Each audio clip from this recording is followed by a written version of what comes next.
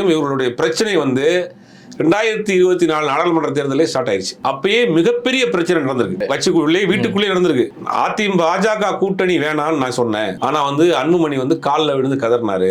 வேற வழி இல்ல, நான் தற்கொலை பண்ணிக்கிறேன்னாரு. அதனால நான் ஒத்துக்கிட்டேன். எனக்கு தெரியும் இது தோல்வியான கூட்டணி. இதே இது அதிமுக கூட்டணியில போயிருந்தா குறைந்தபட்சம் 4 நாடாளுமன்ற உறுப்பினர் நமக்கு இருந்திருப்பாங்க. இன்னைக்கெல்லாம் இதெல்லாம் நம்ம சொல்ல. இன்னைக்கு அன்புமணி ராமதாஸ் அவர்கள் சொன்ன விஷயம் மனமுருகி சொல்லியிருக்காரு. கட்சி நான் உருவாக்கி வச்சிருந்த கட்சி இன்னைக்கு இந்த நிலைமையில இருக்கு.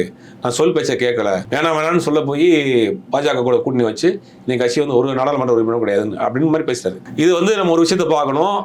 அகில இந்திய அளவுல பாஜகவோடு எந்தெந்த கட்சியெல்லாம் கூட்டணி வச்சுச்சோ அந்த கட்சியெல்லாம் பல துண்டுகளாக சிதறி போயிருக்குங்கிறது வரலாறு. அது நம்ம நிறைய தமிழ்நாட்டை எடுத்துக்கலாம், அதிமுக எடுத்துக்கலாம், தேமுதிக எடுத்துக்கலாம். தேமுதிக அந்த மாதிரியான ஒரு நிலைமையில இருக்கு.